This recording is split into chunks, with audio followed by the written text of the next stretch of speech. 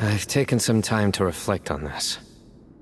If I had to guess, Professor Cyrus came to the desert knowing that he would almost certainly never return. He's a stubborn man who tends to double down when he feels strongly about something. We won't get anywhere trying to convince him to escape. I agree. My master Nephis says the same thing. Once Cyrus makes up his mind about something, he won't listen to reason. So that's one thing. A few other things come to mind too.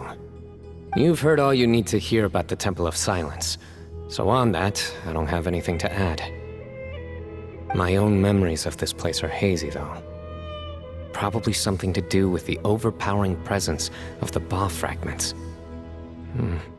That might explain why I suffered from constant headaches and fevers as a child. I do remember having some fleeting moments of profound emotion when vague images would appear in my mind. But I don't recall much, only bits and pieces. I was still young then, and all I could understand was that there was a strong will inside my mind. Thinking back on it now, I suppose it was Hermanubis' way of trying to encourage me, even if we couldn't communicate. The power that came to inhabit my spirit was probably one of the cornerstones of their whole faith. So if the will and might of Hermanubis is a real, intangible thing, and they are its rightful worshippers, then... You're not gonna give in to their demands, are you? Surely there has to be another way!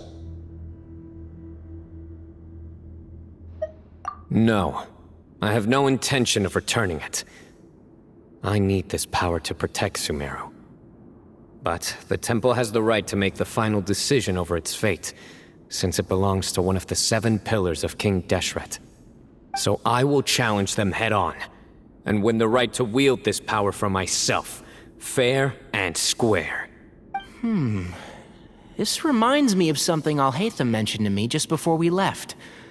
He said that the Temple of Silence was originally founded by the ruling elite of the day.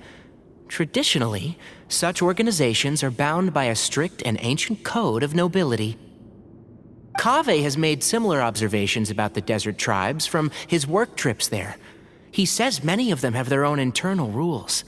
They talk about the importance of never dishonoring their tribal bonds, or the rules laid down by their ancestors.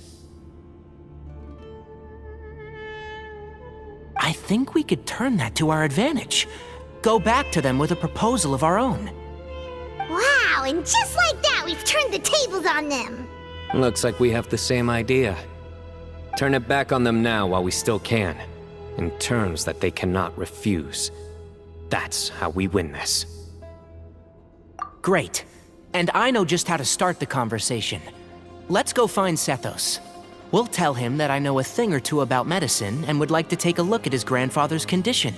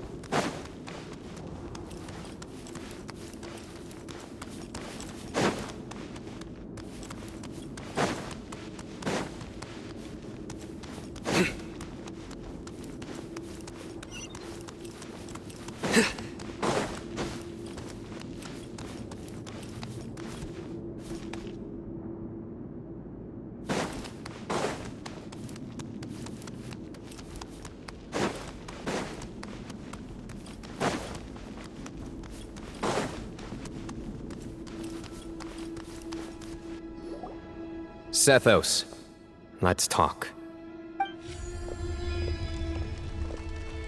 Have you made up your mind?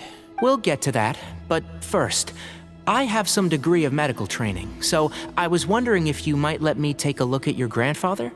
I have no objections, although we do have our own doctors here. I doubt you'll be able to tell us anything we don't already know. Only one way to find out. Follow me. Keep your voices down. We don't want to disturb him.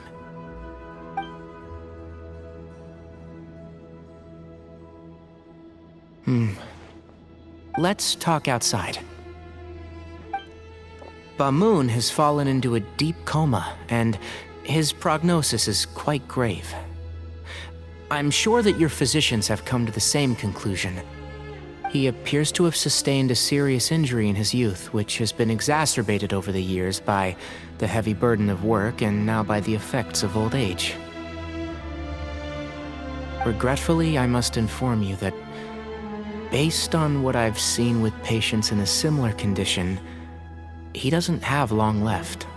A few days at most. Yeah. I've known for a long time.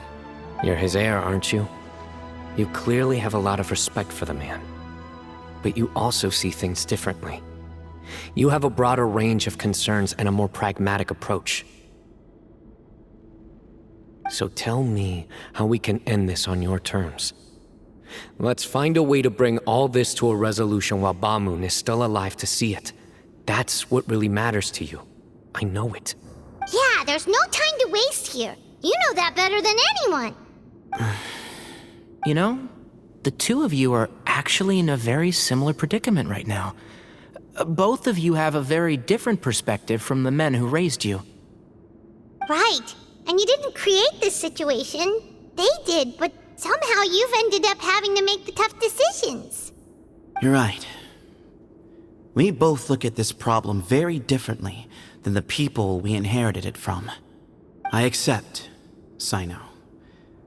This all began because of Hermanubis, so let's end it with the rite he himself created.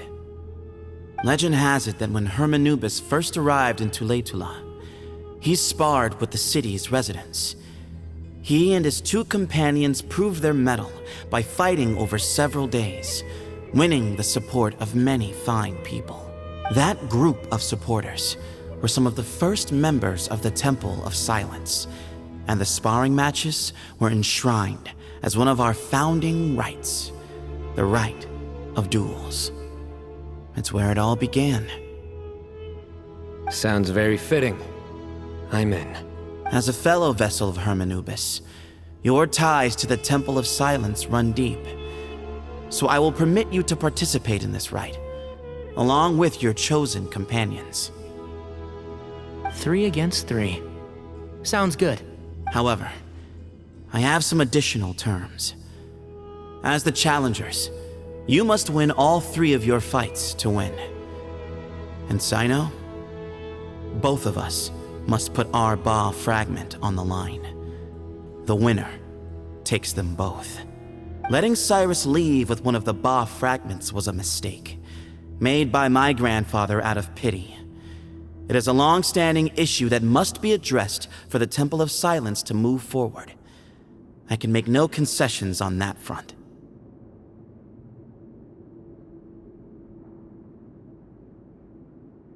None needed.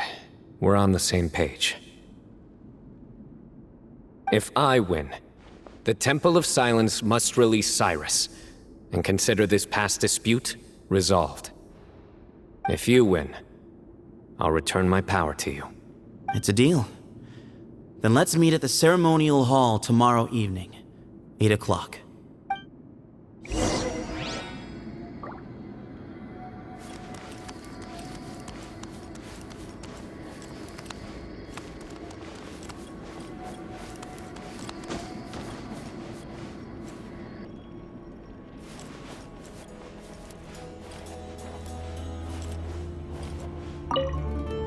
I'm really looking forward to this rite of duels. It'll be one for the ages. Not just for the sake of the Ba fragments, but for many other people as well. Grandfather.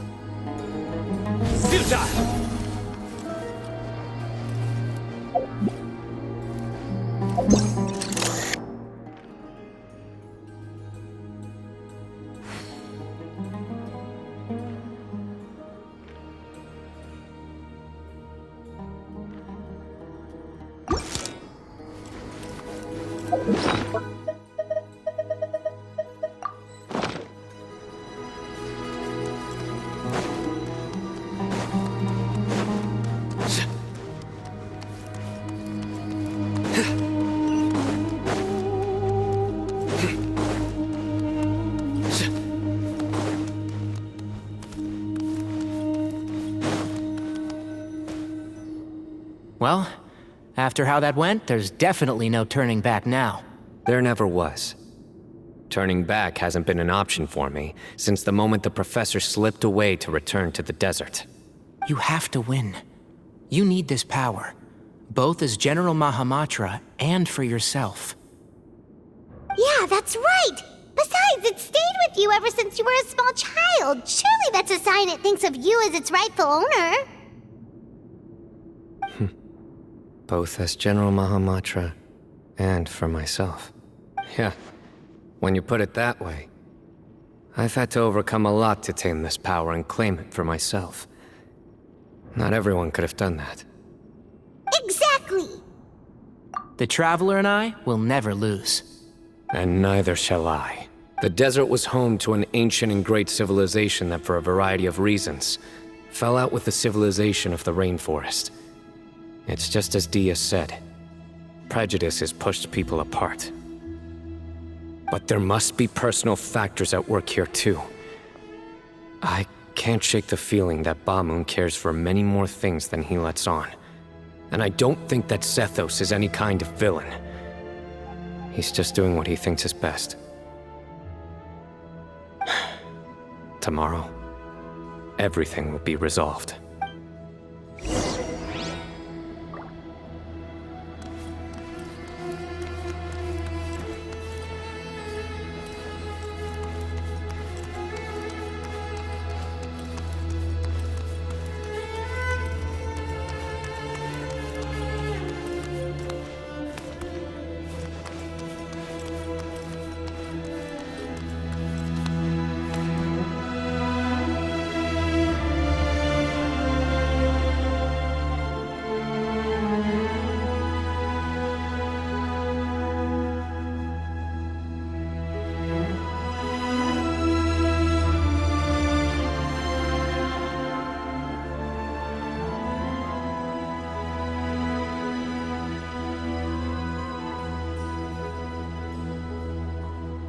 Good deeds and bad. In the end, all will be placed upon the scales.